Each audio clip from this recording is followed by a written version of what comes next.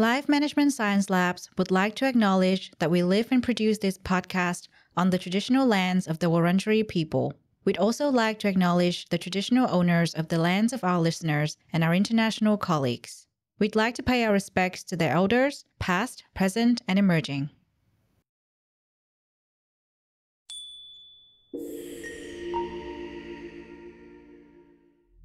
Hello, everyone, and welcome to Doing Well, the Wellbeing Science Insights podcast produced by LMSL, the Life Management Science Labs.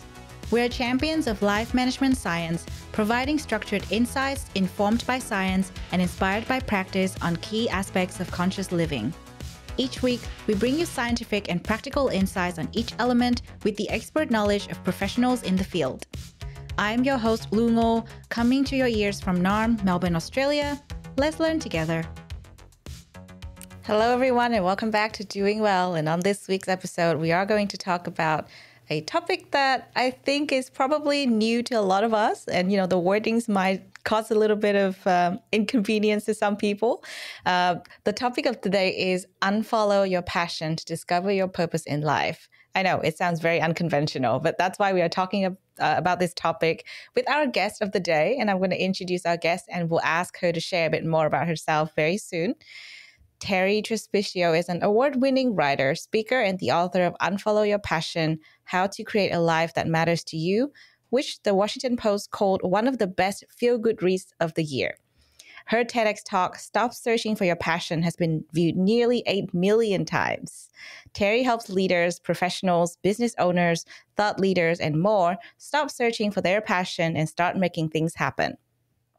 Her courses, workshops, and retreats help you unlock your creative genius to fuel your standout ideas. A former magazine editor at Martha Stewart, she's been featured in Marie Claire, Jezebel, Business Insider, Oprah Magazine, on The Today Show, and others. She lives in Manhattan. She earned her MFA in creative writing from Emerson College and won first place for creative nonfiction in the Baltimore Review's 2016 Literary Contest. Access her free mini course, The Passion Trap, 5 Half-Truths Keeping You from Living a Full Life at territrespicio.com/trap. Thank you so much for joining us today, Terri. Thank you. Oh, what a lovely introduction. Yeah, well, I'm just very impressed by your bio. And I have to tell you, the second that I knew we got you on as a guest, I had to search for your TED Talk straight away, your TEDx talk, excuse me. And I was like, what is this about? This is very new to me. It sounds uncomfortable, but I love to hear it. That's how we grow, right? We got to be uncomfortable sometimes. So I watched it and I was like, man, I'm relieved. Thank you. That's the goal. I'm so glad you say that. Yeah, well, thank you. I think I actually saw some of the comments in the comment section of the TEDx talk, and people were saying the same thing pretty much. Thank you, Terri. I'm so relieved. Thank you for pointing out this hard truth. And I think it's just something that we don't talk about very often because people are just always talking about passion and purpose and meaning in life. And so it's really hard for us to think about the fact that we can actually unfollow our passion. And for some of us, some of my friends even say, I don't even know what I'm passionate about. Ah, that's exactly right. That is the key. That people don't know because it's such a pressure, right? It's so much pressure. I mean, to be clear, Lou, I'm not saying that you should live a life of boredom and drudgery. I mean, we all love the experience and the feeling of passion. My problem with it has always been that we just lean a little too much on passion to be the answer for everything.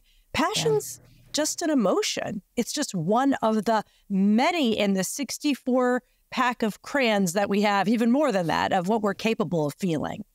But I mean, the fact that you felt relieved, and I don't know you personally, but I've listened to you enough to know that you're someone who, by your own admission, is serious and achievement oriented.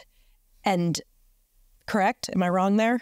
Well, thank you. I mean, we've only started talking 20 minutes ago, and you said that, and I appreciate it. And that's true. Well, you said it. You've said it on the air. And so I say this because it's exactly people like us, like many of the people listening, who are achievement oriented. They want to succeed and they want to do well and they want to be recognized and loved and appreciated. Of course, we all do. But when that idea in our head that we have to find that passion, make sure it's the right one, follow it to the ends of the earth, everything else be damned, essentially, that we put ourselves in a position that is really impossible. Because how many people do you know who grew up to do exactly what they thought they would do and are loving it in a state of ecstasy every day? I actually do not know anyone like that personally. Exactly. That's the challenge, right? We can love what we do. We can experience passion. But to put it plainly, what you're saying, like, well, what do you mean? What does it mean to Unfollow Your Passion was a very late-breaking title. It's the title of the book. The book just came out and we were like, what could we call it? So it's not like anyone's ever used that phrase before. I kind of made it up, but I don't mean that you shouldn't follow it. The fact is, if you are passionate about something and you know exactly what it is, no one could stop you from following it. But like me and you just said, and a lot of people listening and over 8 million now people who watch that video say, geez, thank God, because I thought I was supposed to be doing something else. The right thing. I missed my calling, right? Mm-hmm. There's that kind of pressure. And you know what? We don't need any more pressure. I know I don't. Mm-hmm. Definitely. Oh, I totally agree with that because, I also noticed that passion changes. Maybe when you were little, you were like, oh, I'm passionate about becoming a doctor because I would like to save people. And then you grow up and you see reality and you're like, actually, I don't think that resonates with me anymore. I'm passionate about something else. Oh, yes, you're right. Or you do still want to help people. But sooner or later, you discover that even doctors don't get to help people the way they want to sometimes because the healthcare, well, where you are, maybe it's better, but healthcare it's not the only way to help people, in other words. You can help people by being a health coach or, working for a health company. There's so many ways. And the idea that we should know what our passion is means we're supposed to know every single job out there and every single potential thing that we could be doing. And the fact is we don't know. And I wanted to relieve people of that so they could do and enjoy passion as it inevitably comes and goes. So that rather than seeing passion as a major, something you major in, I have to pick my passion and major in it, we can appreciate passion for what it is, which is a source of energy. It's a way of feeling. And that's it. And that's okay. You don't have, you're not going to like, oh, I messed up, so I've never felt passionate since. You're wired to feel that way. It's just that no one is wired to feel that way every second of the day. It's exhausting. Yeah, definitely. Definitely. I couldn't agree more. And, we'll talk about the different caveats of passion in our interview part very soon. Before we get into that, we have this section where we get to know you even better. And it's called Have You Met Terri? I'm going to get you to share some of the things that you recommend or some of the things that you think about when you hear these words. First question is my favorite one to ask. What is a book you would recommend? Yes, of course, I went down this whole list ahead and was like having a freak out because I don't have a favorite movie. And I was like, what am I going to say? But it's okay. We'll manage. Books, I'm going to tell you right now, there are, especially if anything we talk about today resonates. The book, 4,000 Weeks, Time Management for Humans. I'm sure you've seen it. It's very popular. This is a book I keep within arm's reach so that I can open it up and flip to the parts I highlighted. It is a completely different way of looking at time and your life in a very realistic terms and will help you stop agreeing to do everything or believing you can do everything. I love that book. Another one that just came out just this year by the famous record producer Rick Rubin, The Creative Act. This feels like a creativity Bible. It is like a book of Psalms, but written by a record producer about creativity. And it is also just beautifully written. And you will read it and be like, yes, yes. I haven't even read it all yet. I dip into it.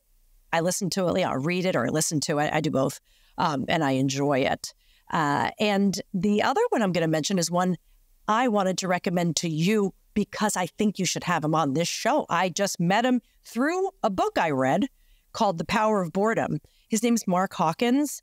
I was thinking of this, Lou, when I was thinking about your podcast. I was like, she needs to have him on. But he has a new book out, very small. His books are very short. And I think you would like it because it's called The Mismatched Human, Our Fight for a Meaningful Existence. And it's about the history of how we found meaning in our lives. So if you like this topic, he is brilliant. So those are my book recommendations for you. I'm going to come up short. I'm going to come up short in the movie department. Well, that's totally okay. And thank you for your generosity. We asked for one, and you gave us three, and you know you gave us a potential guest for the podcast too. That's amazing. Yeah, and I will connect you, by the way. I think he's great. That sounds like a wonderful topic that he wrote about too. And I think we need to kind of have more of these niche topics that people don't talk about very often. I'm excited about today's conversation. And I kind of want to, like, part of me is like, let's get through this part so we get to the other part, which is going to be more exciting. But I want to calm myself down and ask you the next question. I know you said you're going to come up short in this part, but I still want to ask which movie you would recommend to our audience. Well, I'm going to say anything you watch on a screen for me. Like, I do have recommendations. I don't have like a famous old-timey movie, but TV shows, which to me are the new movies. And there's two that I loved that I'm not alone. Probably all your listeners already watched them, but I loved Succession and I loved White Lotus seasons 1 and 2. It is just they are so masterfully done. Truly amazing writing and funny and irreverent and gripping. So if you're going to sit down and watch something, I recommend those two things. Great. Well, I recommended Succession. I can't speak anymore. I told you I haven't had my coffee. Apologies. Succession. My colleague recommended that to me too. White Lotus I haven't watched either. But good. You have some great TV ahead of you. But that's the joy of not having watched it. Now I have the joy of discovering them for the first time. So thank you for that. Okay. So you're our podcast guest. I'm pretty sure you've done so many podcasts by this point. What is your favorite podcast? Well, actually, the podcast I wait for the new episode to come out where I'm waiting are two that I have never been on and I probably wouldn't be on. There'd be no reason for me to be on them. One is put out by the New York Times and it's called Hard Fork. And it's with Kevin Roose, who's the New York Times tech columnist, and Casey Newton from Platformer, which I'm not really familiar with. They are terrific. They are how I get my news about all things tech. And they do it in a hilarious way. They are very, very funny. So I love that. But then on the other side, I have been binging for a year. I've gone deep into the archives and been binging a very popular podcast called Morbid, a true crime podcast. And there's a million true crime podcasts. I haven't caught on any others, but these two women, Elena Urquhart and Ash Kelly, I listen to gruesome stories all day because I just like having them talking in the room. You know, when there's certain podcasts, you just love their company. And that is a gift and a skill. Yeah. And I really love those two. So I'm always like, when's the new one coming out? That's how I feel. Yeah, definitely. I really love that feeling too. And again, thank you for your generosity. You gave us 2 instead of 1. And I think you're right in saying that there's no reason for you to be on those podcasts. But who knows? You know, life's long. I do not want to end up on a true crime podcast is the story. Please, no. Not as a story. Maybe as a commenter or something like that. Yeah. Yeah, never say never. Something might happen. Okay, next question. Who is your role model? I know we said famous, but I know, sometimes you don't really, have a famous person as a role model. So this could be just someone in your life, in your circles. Well, this isn't what I thought I was going to say because the word famous threw me. But a role model I had until he passed years ago was someone I write about in my book a lot, my Uncle Bob, which is interesting because he was a Catholic priest. I have graduated from Catholicism. I have no interest in religion, formalized religion at all. But I looked at my priest uncle and said, he's got a pretty good life. He did what he wanted. He called his own shots. He was very specific about his boundaries. He traveled when he wanted, with who he wanted. And he got to write and speak.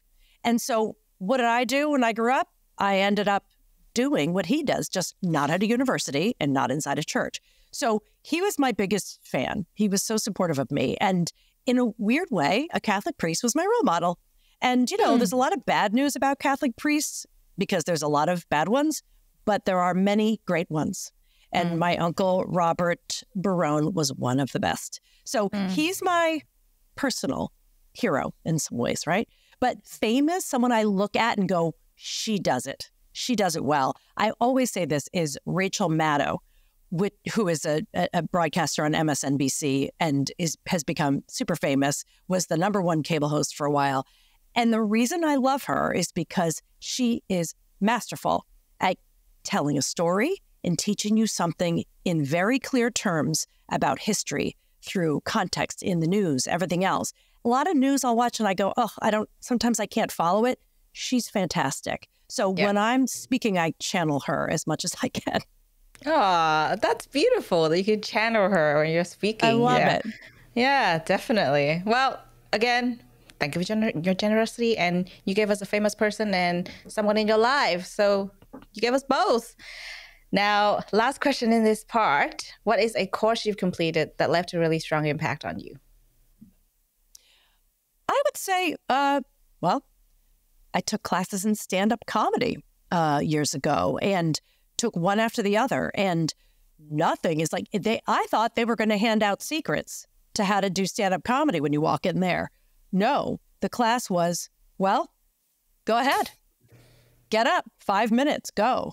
And you learned it by doing it. And, we could have sat there and the professional comic could have lectured us, which is what I thought we would have. But instead, we had to get up there and do it. And I just think it's powerful. It's a powerful, it's terrifying, but really, really great for learning also how to keep an audience's attention, how to construct a joke. And it has really fed into my own personal public speaking career in a great way.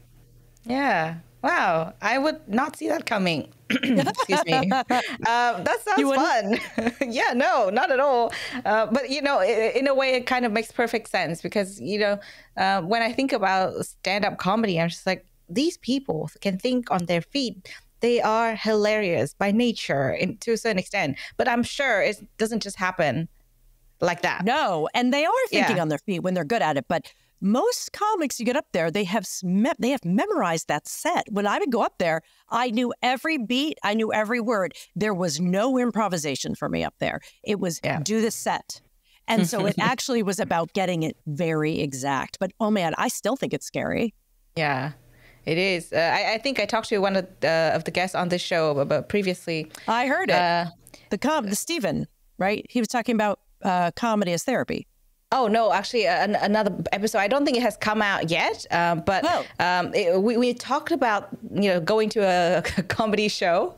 And the reason why I really adore stand-up comedians is because I just love how they interact with the room. They get materials from the people they interact with. That is genius. I don't know how they do it, but it was just hilarious. And I was like, wow, okay. Like, you just talk to very random strangers and you have a whole bit out of it. Like, it's amazing. I mean, there's a lot of trust that goes into that. Trust the audience and trusting yourself. But I will say, Lou, you get on and talk to strangers all the time. Yeah, well, I do. You kind of do that. I do. Not in a stand-up comedian way, though. I think that's a new skill, and the course you've mentioned now sounds intriguing to me. It sounds scary, but also intriguing. I might consider that. That sounds fun.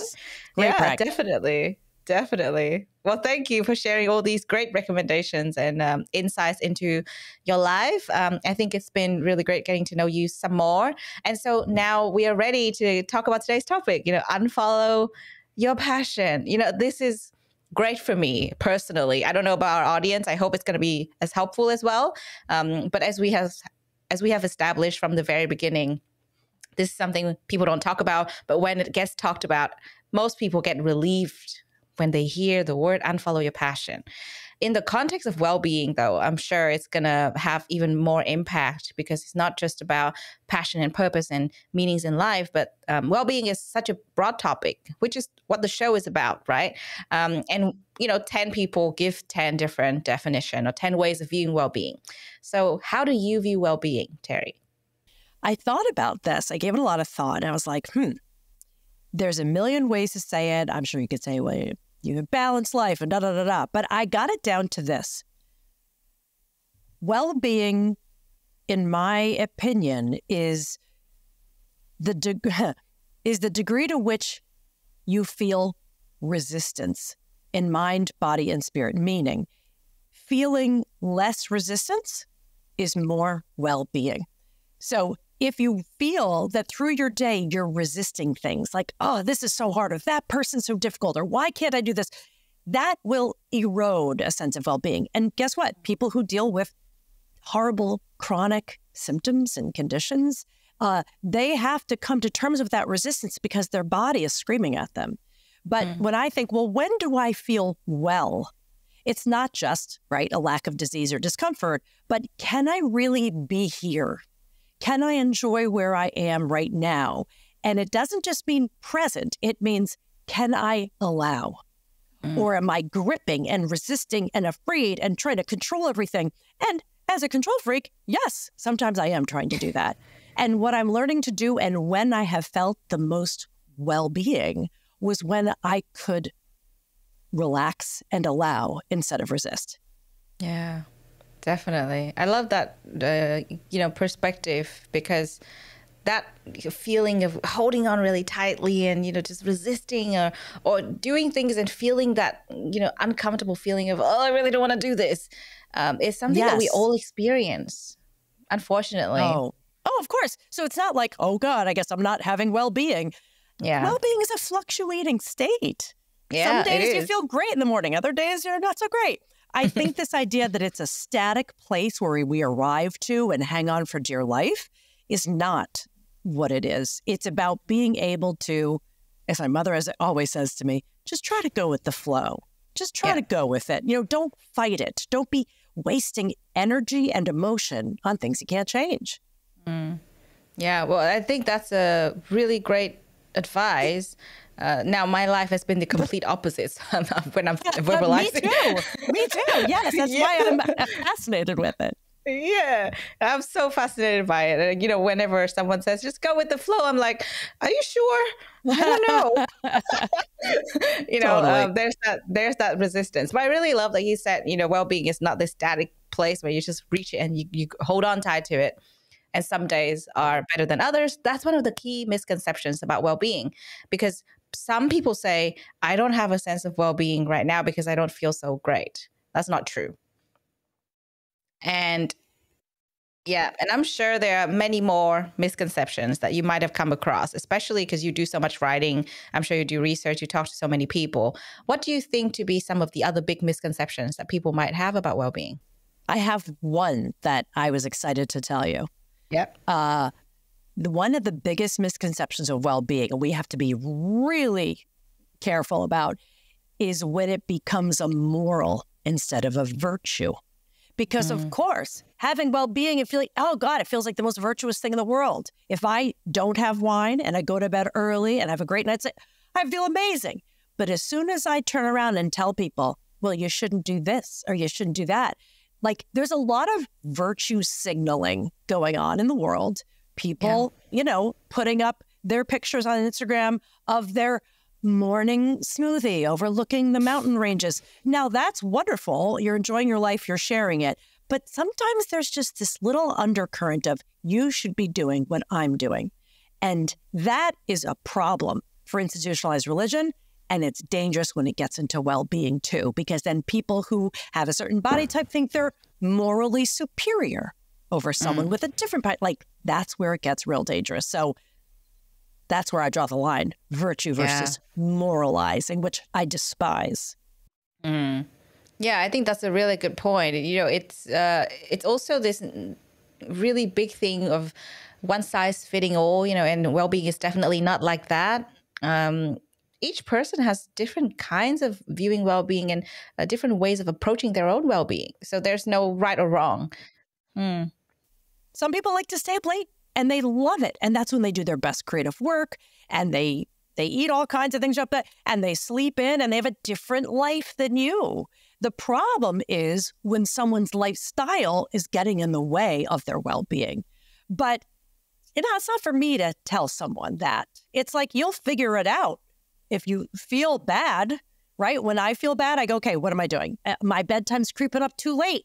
If I'm up too late, now I'm in a bad mood in the morning, so we can figure it out. It's not that people don't need help. People need help of all kinds, but still, that part gets me.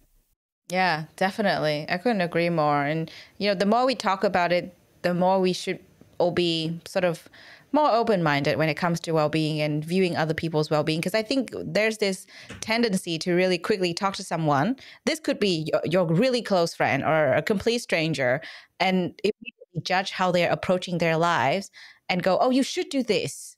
And I really hate that, because you don't know my circumstance. You don't know what I'm going through. Why should I do that? That's right. Yeah. I'm all for figuring out and trying things. But as soon as someone says to you, well, Lou, you really should do this, unless you've specifically asked for that advice, what you're saying is your idea is better than mine. Your way is better than mine. If I say, Lou, you look so great. What are you doing lately with what is your skincare regimen? We're allowed to ask for resources, but that's different from telling people what to do. Yeah, definitely. I think asking, and answering the question is so different from just giving random unsolicited advice. That's right. So yes, that's the dangerous line. And I think, people give advice because they care, which I appreciate. But sometimes that just really gets me angry, because I really don't want to follow that advice, I don't have the headspace for that right now, maybe. So instead of giving advice, we should probably approach it in the sense of, okay, how's your well-being lately? Right. Or what are you doing that feels really great? Yeah. Or if I say, gosh, I'm sleeping so terribly, what should I do? What do you do? There's all kinds of things we can tell each other. But the well-being thing is supposed to be a rising tide lifting all boats, not like my boat's better than yours, Yeah, definitely. That is true. And you know what is also sort of not one size fit all is purpose in life, which is today's topic. And we are already getting there in terms of defining it and touching on some of the key aspects of it. But I think there's this terminology, passion and purpose. It goes, they go hand in hand, and they go around a lot, and people talk about them all the time. I still don't get what they are, to be honest. And, I'm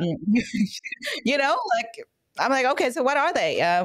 They're kind of like these big concepts, and they're kind of unclear, they're kind of vague, and they sound like these amazing things that you have to achieve in life. So I know that the topic of today is so different from what people usually talk about. It's about unfollowing your passion to discover your purpose in life. So let's set the scene for our audience. How would you define these two concepts, purpose in life and passion? How different are they, and how are they related to each other? We do use them interchangeably a lot. I need to find my passion, my purpose. And it's like the two P's. Like we just feel like, oh, we're always short of one or both. The way I think about it and the way I define it, I'm not saying this is the definition, but what my point is always, does the definition, is it helpful? And maybe this will be helpful.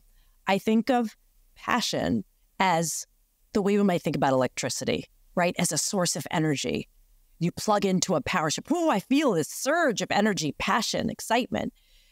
The thing is, passion, you can feel that in a lot of places. You could plug it into that wall or that wall, and you could experience passion. There's not just one place where you can feel it. Purpose feels very narrow, as if you only have one. I have to determine my purpose in life, and I have to figure out what that is. The way I think about purpose, as different from passion, is I think of purpose feels more functional. What am I supposed to be doing? And what function, if I choose it, will have the highest good. Now, we may confuse purpose with job, career, but it's not. Purpose is not job or industry or senior level dependent. You don't have more purpose because you're at a different level in the world. It's not hierarchical.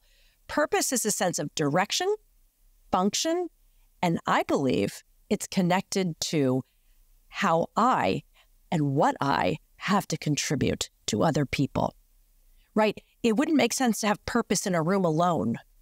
The purpose is often, how do we see ourselves contributing to a group, to a team, to a family, to the industry? What's my purpose? The challenge is when we look for one industry or one person to be their purpose. So, as we said earlier, passion can be heavy-handed. We can think that we need to, that has to be everything, all defining. The same thing with purpose. And so I say they're both flexible. You do not have one passion. You do not have one purpose, but you can choose one. I'm going to give you an example because I just learned this from a colleague of mine. And I said, do you feel you have a purpose? He's a marketing professional. He's been doing it for 20 years. And he says, yes, I believe my purpose is to relieve unnecessary suffering. And I thought that was so interesting. I said, okay, but you're a marketing guy. Is that connected to marketing? He goes, no. In fact, if my business went away, if marketing went away, let's just say the internet goes away. He says, my purpose is still to relieve unnecessary suffering. So maybe I'd be he goes, I might be involved in something involved with body work or helping people. He has bad back pain. He's like, I'd want to help people with their back pain. And I thought, this is such an evolved human because he realizes that the thing he wants to do to relieve unnecessary suffering can be done anywhere. And so I thought, oh, wait a minute. I never thought about it that way. Then what's mine? And I said, well, is mine to relieve unnecessary suffering? Kinda, but I didn't choose that as my thing. My excitement, and this is something we can all do, it's kind of like a mission a little bit. I was thinking, and I'm kind of curious, Lou, what you think yours is, not to put you on the spot, but when I think about it, I get so excited when I help someone else recognize their own genius and realize the options they have. To me, my fantasy metaphor is like clipping everyone's chains. You're free. You're actually freer than you think. You have so much to offer. That's not the same as relieving unnecessary suffering. So when I look back over my decades of work, what's the thing I loved?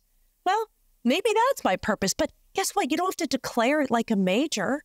Does that help you're thinking about it, or does that make it more confusing? Yeah, no, definitely. I think it does help because, I actually, I felt like when I was, in my teenage years growing up, I was like, my passion is to run my own business.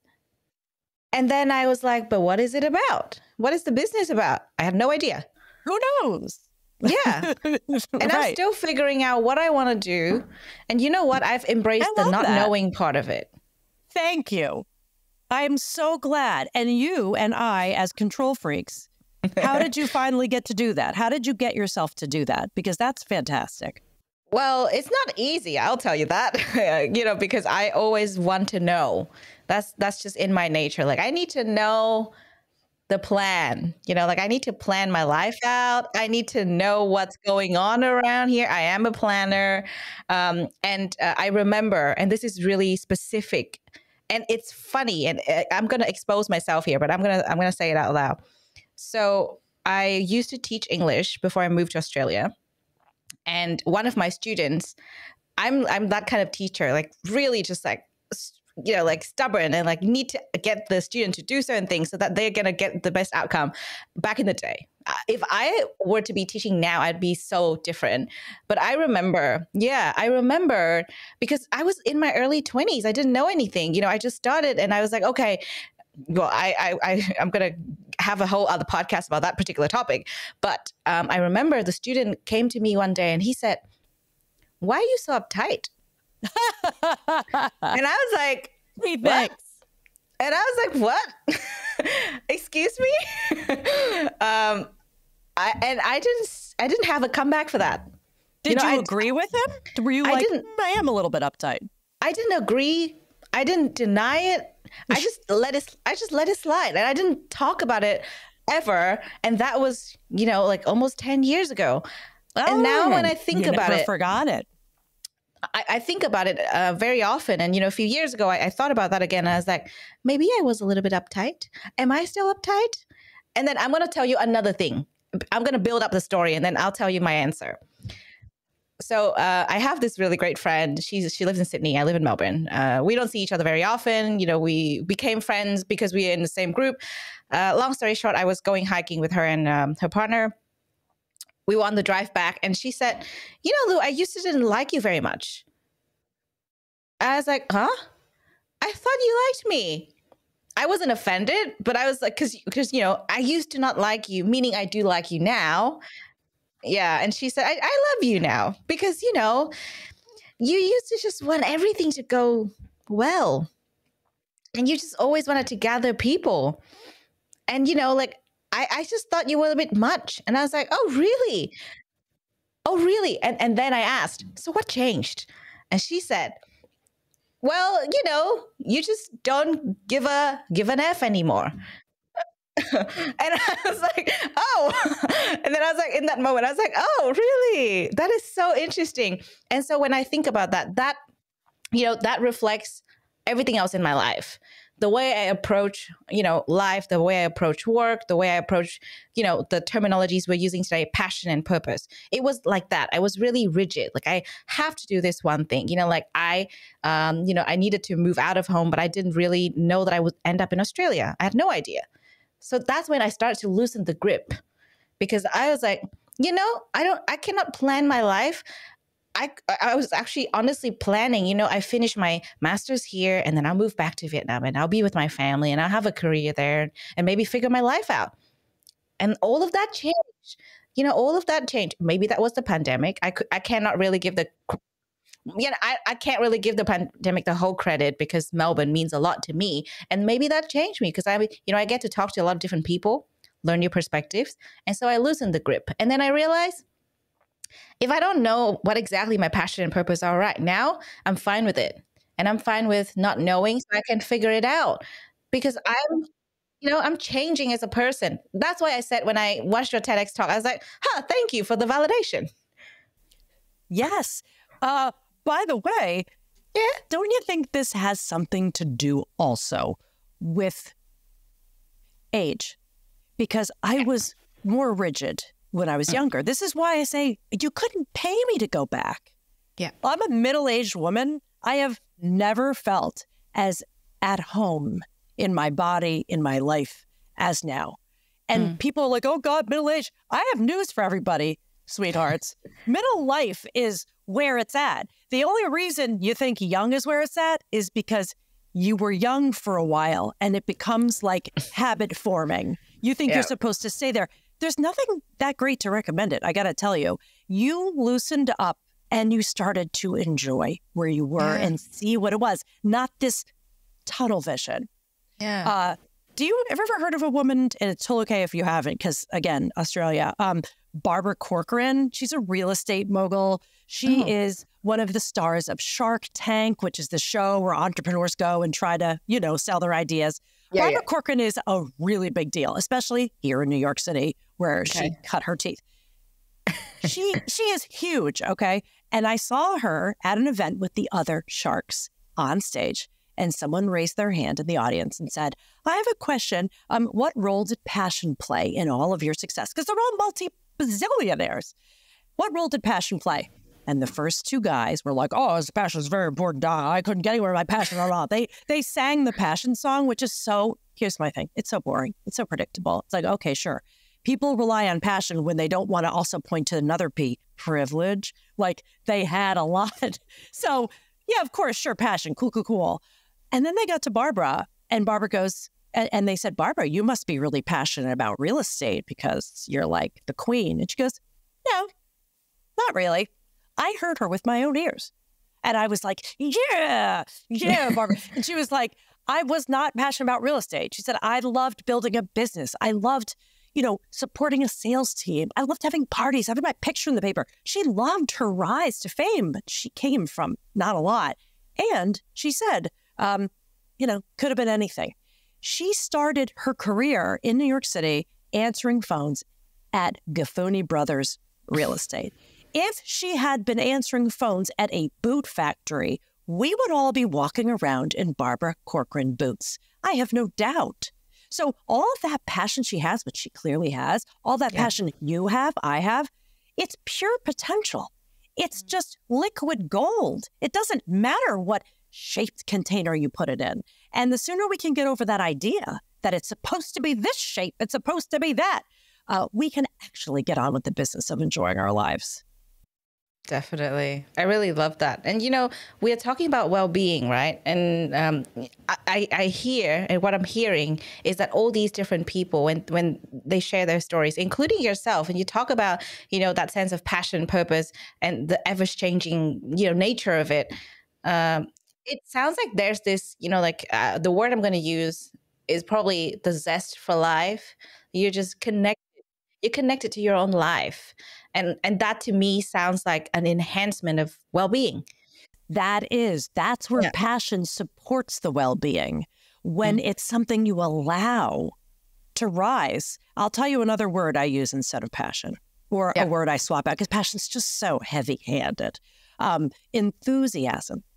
Because passion says, what hill are you going to die on? What are you going to live for? Like, it's so intense. Whereas enthusiasm, I can be enthusiastic about a lot of things. Yeah. I have a popsicle in my freezer that I'm looking forward to eating after this. And I'm like, I'm really excited about that popsicle. Or maybe if we were playing a board game, I would be really enthusiastic.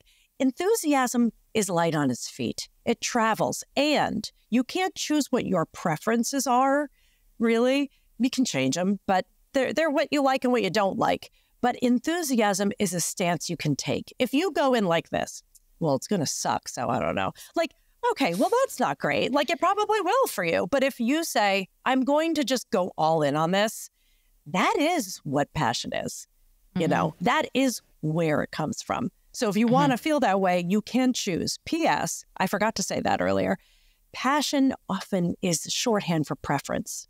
So when people say, oh, well, I couldn't work in that job because I'm not passionate about, fashion. I'm not passionate about it. I'm more passionate about health. It's like, okay, so you mean your preference? Because I can give you a really horrible job in a toxic environment at a health company, and I could give you a great job in fashion. It won't actually matter so much. It's not that your preferences don't matter, but what do you want your life to feel like? That's the real thing. That's really what determines the quality of it. Yeah, definitely. And, I think in your TEDx talk, you also mentioned, you kind of debunk this myth that, you kind of look for passion. That's what a lot of people do. But instead of looking for passion, search for passion. Yeah, instead of searching, we should focus on living with it. And I really like that because, personally, I kind of think like what you were talking about, the popsicle that you were talking about, and I think about my life and I think, I don't really need to know exactly what I'm passionate about as long as I'm living with passion when I'm approaching every single little thing that I'm doing. When I'm playing with my cats, I'm excited about that and I'm passionate about that. When I go to a concert, I'm passionate about the music that I'm in there with, and the people around me. And I think that's what gets me to feel really alive. Now, I'm not sure if that's what you were saying, but that's how I felt. No, it's exactly what I'm saying. Is that it's the decision to be there and to enjoy really everything. This is a choice. You can always say, well, I would have enjoyed my life, but these 10 things weren't perfect. It's like, okay, but sorry, like you ended up not enjoying it because of that. But yes, here's an example. I have made a good part of my living the past few years as a brand consultant, as a writer. So I'll work with brands to help them figure out what are they trying to say? What is the language they're using? What is their messaging? And I realized I love doing that. It's my favorite. But I got invited to go work with people in the financial industry, which I know squat about.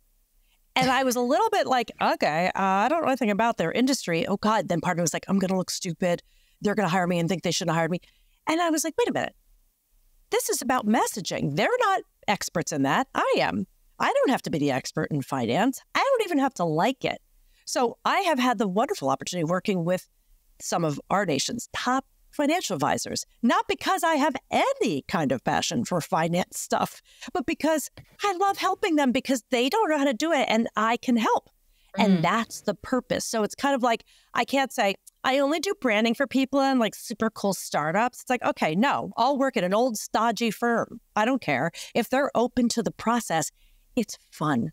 I enjoy it. I feel like I'm using and drawing on my best skills and talents. I get passionate about it, even though I don't care about the industry. Yeah. Yeah, that makes a lot of sense, and I think that's why there's a lot of talk about, finding the enjoyment in what's not so enjoyable. Because when we pay attention, when we pay attention to what we actually enjoy, that gives us a lot of learning. And that's exactly what I'm trying to do. As I told you, I have no idea what I'm passionate about, no idea what my purpose in life is at the moment. It doesn't mean that I'll never figure it out. And I think I'm just trying to pay attention to what it is that I enjoy the most, what it is that I'm most passionate about. And one day all the pieces will fit together and make sense. For now, or they won't. You'll just keep discovering it. I mean, clearly you have discovered something. You were an English teacher, and could you ever have predicted you'd be hosting a show and interviewing? Right. That's what I'm saying. And guess what?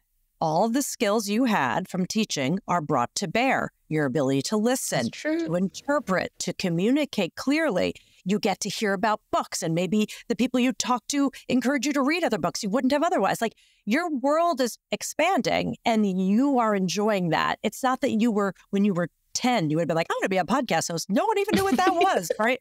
Yeah, that wasn't a thing. It doesn't exist. No, but you're expanding and you're discovering things that you're really good at. So like, I'm really excited for you. P.S. Everyone always says, thanks. I want my life I want the journey, the discovery. And yet they say they're supposed to know everything they're going to be doing. I'm supposed to be doing this. Okay, do you want to know everything, or do you want to have a life of discovery? Because logistically, you cannot discover what you already know. You have to be open, right? You have to be open to something else. So if you really, truly want a life of discovery, be okay with not knowing. Be like Lou. Be like me. I have no idea what's happening. Well, thank you for saying that. And I appreciate that. I really love that message. On the other hand, though, for people like us, we probably don't know exactly what it is that is going on with, our passion and our purpose in life. We're still figuring it out, enjoying the journey. But we also established at the beginning, for some people, I don't know these people personally. Maybe they're listening to the podcast, because I have to say that we have so many people in this world, and we cannot just see that our perspectives are the only perspectives. There might be other people out there who are actually really passionate about something, and they know exactly what their purpose in life is. But I also know, and I think I talked to a colleague a while ago, where it was something about her having to balance being this corporate employee, supporting her family versus actually wanting to become a lawyer. And, becoming a lawyer is a full-time commitment. It takes a lot of energy. So, for a lot of people, they have that passion and purpose in life, but the practicality of their own lives sort of stop them from going down that path. And sometimes it's hard for them to get back up there, or, just even keep going, because it's challenging and life is not easy for a lot of us. So, for those people who know exactly what they want to do, but life is challenging for them, what should they do? Well, there's two things you brought up there. One is, some people are very passionate about a thing. They know they want to do it and they're pursuing it. And an example I always use is the person who grew up playing cello, went to school for cello, and is currently, as we speak, playing the cello in an orchestra, and that is their living. And they've always done it, and they always knew. Some people look at that, they go, man, I wish I had a thing like that where I just knew. But you don't know how the cellist feels. Maybe they love that, and that's their work, and they've always done it. They've lived with the cello, but they also are like writing a mystery novel, or like just love to read about this other thing, or love to have a fascination with dogs. I mean, like, who knows? I think there's a tendency to be a little reductive. Like, oh, that person just wants to do that. It's so good for them. They're so much simpler and easier. It's like, no, think about a ballerina. Little girls who dance their whole lives. And then guess what? The career of a ballerina is fairly short. You're not going to do ballet forever. So then what happens? They have to reinvent themselves. The problem is not having the passion and following it. And we'll get to your lawyer example in a minute. The problem is over-identifying with it. Because if you believe, well, I've always wanted to work as a lawyer. Let's just say someone's always been a lawyer. And I've always saw this, and I always want to do this thing. Or they work in corporate. Let's keep it general. They love that. That's who they are. If you believe you're only that, what happens when you get laid off? What happens when they eliminate your role? Or the job you did, you have some kind of disability now and you can't do that. I mean, who knows? Anything can happen at any time. Now what? If you believe, but I'm supposed to be doing that, you will feel inept and unhappy because you're like, but I'm that. That's the problem, is the over-identifying. Now the practicality part. So let's just say that someone wants to be a lawyer. They want to pursue a law career. They didn't do it then, and now they want to do it, but the practicalities are, well, as we said, Mr. 4,000 hours over there. We get to choose where our priorities are, kind of. But if you know you have to pay your mortgage or rent, you have 5 kids, like, of course, you don't get to just, well, I was going to say, you don't get to just quit and run off to Bali. But you also could. I don't know that people would be psyched about that. But the idea is, well, I can't pursue this dream because I'm doing this. I have to wait till that's over. That presumes that everything functions in a linear fashion. How do you know? It's not that you can quit everything and just go and write novels all the time if you're not set up to do that. But this idea that I can't do this and, oh, well, there has to be a way to be able to explore it. For instance, when people say, well, I want to be a doctor because I want to help people. I just love well, what do you want? What is it about being a doctor? If you want to help people, there's lots of ways to help. But if you're like, but I always saw myself in a white jacket or a white coat, you're like, okay, that's different. Is it that you want a job with high esteem? Like, we have to be honest with ourselves about what we want and why. And what are you willing to give up to get it? But I can't miss anything with my kids, but I also want to go to all the classes. No, you can't. You're going to have to choose. And a lot of times I believe, now look, I'm incredibly privileged. I mean, look at where I am. I'm living in New York City. I mean, like, it's a dream, right? I did not work hard, but I was set up in a great way, which not all people are. And I get that. But I refuse to believe that there's just no way to do things that you want. But no, you don't get to ignore the realities of economics, of who you're caring for. You've got to find a way to get at what you want to do. I'll give you one more example, which is someone who says, oh, I want to write a book, but I have a job, I have kids, I don't have time to write a book, so I guess I'll never write a book. My dream of writing a book will never happen. Do you want to write a book? Here's the thing I ask of your goals when we think about purpose. Do you want to write a book like you love to say you want to write a book? Do you want to be writing a book? Or do you want to say you wrote it? Is it a future? Is it a present? Or is it a past? I just wish I could say I ran a marathon. Well, you can say you ran a marathon. Is it past, present, or future? Because you might say, well, I don't have time to write a book and I don't have an agent. Okay, how about you sit down and write 1 page? How about you take a half hour before anyone wakes up and write? You're not allowed to bite off a whole goal and say, well, since I can't be a this, I guess I'll give up. If you want to do part of it, you can. But we have to decide to spend time doing it. I didn't sit down one day and write a book. I went my whole life without having a book published till like 2 seconds ago. Now I have a book. Oh. But before that, I didn't. And I wrote and wrote and wrote. And because I wanted writing in my life, not because I needed to have a book. So it's like, again, it comes back to the same question, Lou. How do you want to live your life? Do you want to just complain that everyone got in your way and you didn't get to do what you wanted? Or are there ways to make it happen? Because people make it happen when they want to. Yeah, that's a really good point. And, we can choose to be the victim, or we can choose to be the creator of our own life. And I think that's the nice thing about life. You have the choice. I think people would rather, not everyone, like everyone's a jerk, but I think it's actually easier to complain about what you don't have and to blame other people. It's literally easier. Blaming someone else why I can't write a book is literally easier than writing a book. So if you'd like to complain that you never got there, maybe you actually want to complain. Then you're choosing that. Choose it. Complain about everything. Fine. That's your life. I hope you like it. But I don't want to do that, right? I want to, it doesn't mean I don't struggle or you don't struggle or we don't go, what the heck are we doing? Like, I have moments of self-doubt every day, like anyone. But I have to decide what I want to make time for, because I know we're not making more of it. And we have no idea how long we have. So you better use what you have. Yeah, definitely. And I think, the complaining is not necessarily a bad thing, because sometimes when you start to hear yourself complaining about something, you might know, hey, this is maybe a redirection. If I'm complaining about it too often, I should change it. Yes, if you want to. But yeah, if you hear yourself saying it, like, why do I keep saying that? You know what I mean? You have to hear yourself. There's something I want to tell you, though. There was a study when we were talking about passion that I always mention because I think it's fascinating.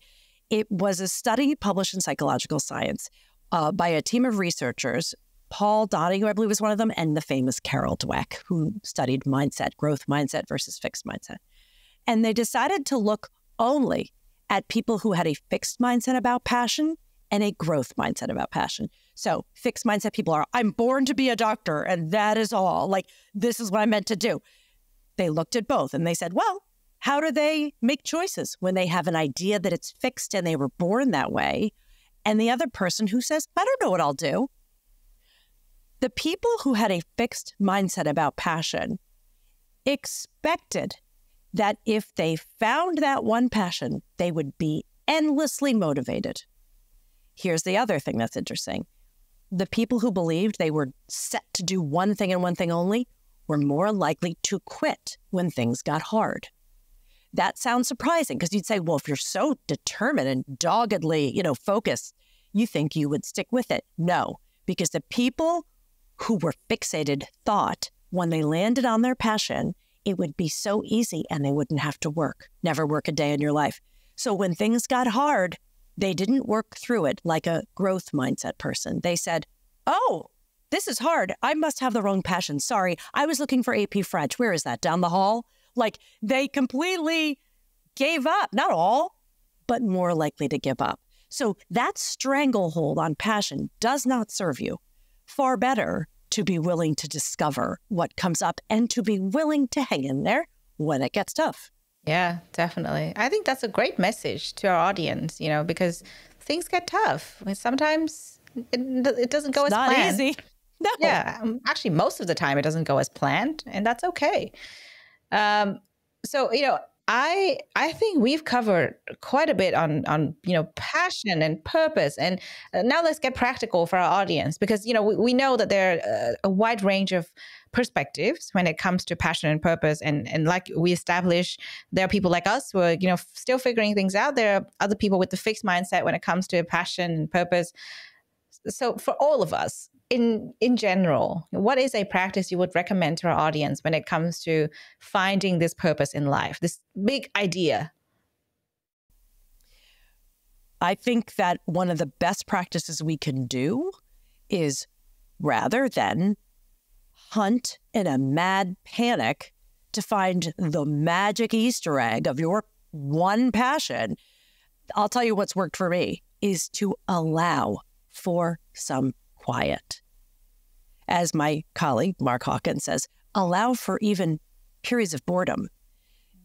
If you're wanting to be inspired, right, to get creative about ideas, to discover a new path, a new way of seeing your life, you will never do it while you're scrolling on a phone. You'll never do it while you're multitasking. I started a practice, Lou, this summer that I used to run around Central Park, like I'd go and I'd suffer through it, maybe a half hour if I could handle it. And this summer, I started taking a regular 4 to 5 mile walk every morning. And I said, we're not going to race through it. We're not going to run. We're just going to walk. And I make sure that part of that walk, I take my earbuds out and I hold them in my hand. And I just listen and I let my whole mind go blank. I'll do this walking. And then sometimes I will lay right down on that couch over there and I will just lay there and stare. If you do not allow some quiet, some just empty space, nothing can come through There are studies that show this, that the people who have the best ideas, the creative ideas, the people who come up with stuff that you're like, why didn't I think of that? They allowed space. They weren't trying to do a million things all the time. You are not helping yourself. You are grinding yourself down to a nub by working. I'm working so hard. Okay, congrats. Is that what life is? Having some empty space has changed my own perspective of my life. It has revealed things to me that are hard, but necessary. And so I cannot say it enough. If you do not take time to rest, to literally do nothing, don't expect anything new to come in. Yeah, I think that's a great practice for, this current modern world of, valuing multitasking, getting more things done in a day, and, all these productivity hacks, and you got to do more. This is how you can squeeze in more. I really like that. Yeah, it is. It is. I've actually been doing that a lot, actually. And then sometimes initially I felt bad because, I'm always kind of like, oh yeah, I got to do more.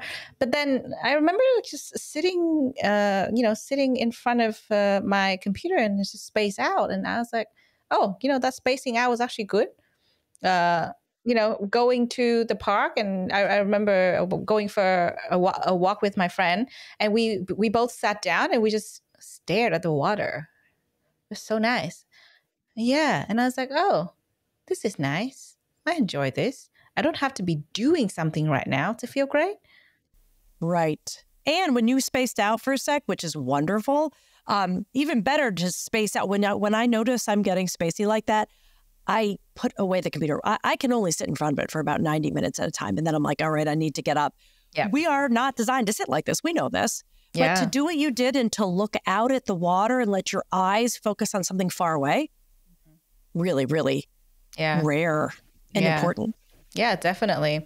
I'm sure new ideas will come. At the moment, I'm just enjoying being, just be. Yes. That's really nice. Yes. Yeah, it really is. Yeah, it helps with well-being overall as well, because, I feel like with, this current day and age, everyone gets headaches and migraines because of screens.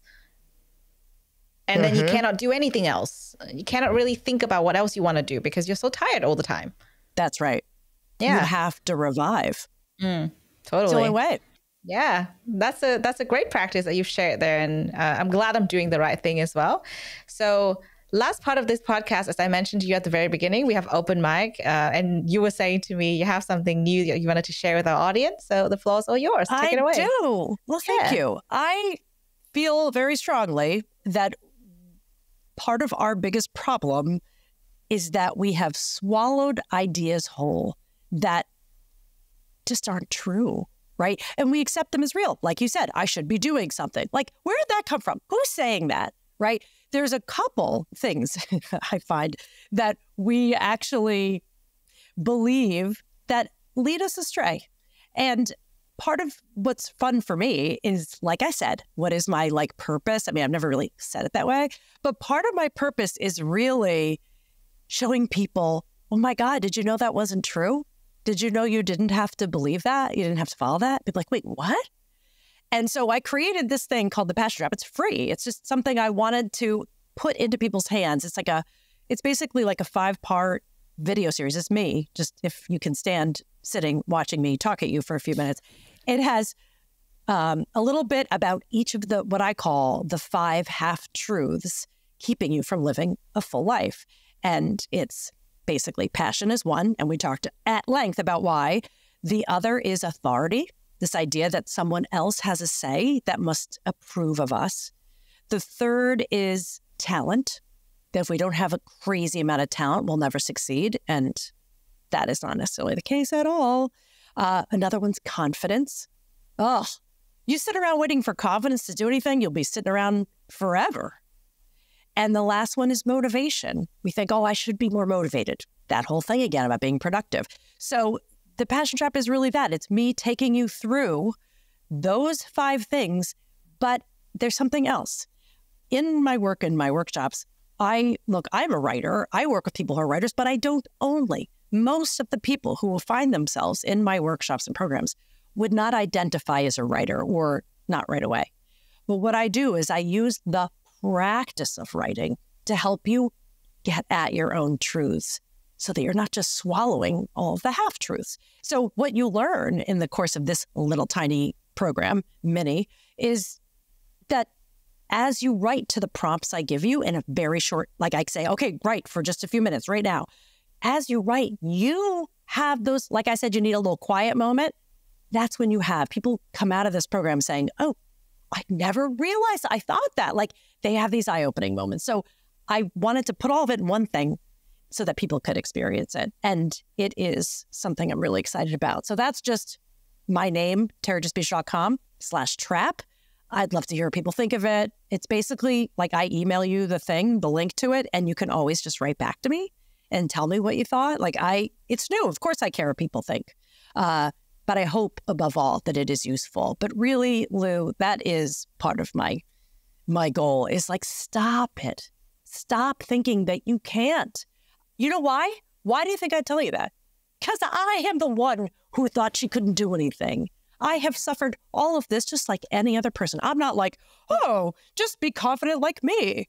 I struggled with just, generalized anxiety like most people, but also a real limiting idea of who I could be for most of my life. I feel like I'm now just coming out of that fog and we have so little time. It's like, can we please just do what we really want to while we're here? That's the goal. Yeah. That's the goal. Yeah. Well, that's amazing to hear. And, thank you for sharing the free resources that you're developing. That's of course. That's so great. I'm going to sign up. I need that. Why not? Fun. Yeah, definitely. Well, thank you so much for being here. And for our audience who would like to find out more about your work, where should they go?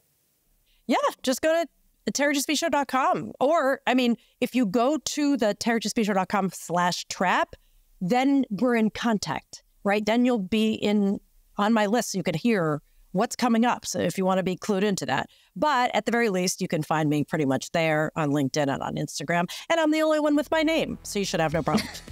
Amazing. Thank you so much. Thanks for sharing all of that today. I really enjoyed our conversation, had a lot of fun, and learned a few new things as well that I'm going to take into my back pocket. Yay. And hopefully we'll have you back some other time. Thank you so much, Lou. You have been listening to Doing Well, the Wellbeing Science Insights podcast produced by the Wellbeing Science Labs, a division of LMSL, the Life Management Science Labs.